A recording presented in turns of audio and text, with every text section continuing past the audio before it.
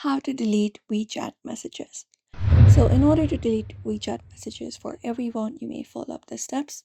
First of all, you can head over to WeChat and head over to the person with whom you have chatted.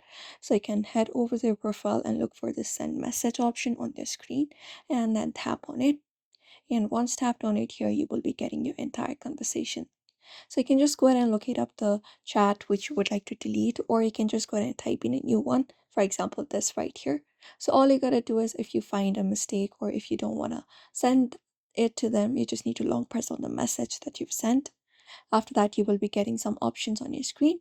Look out for the options of recall and tap on it. And once you tap on it, the particular message will be removed from your conversation, and that is it. You can click on edit right beside you recall the message to edit out the conversation that you typed earlier and resend it again by typing in the new message.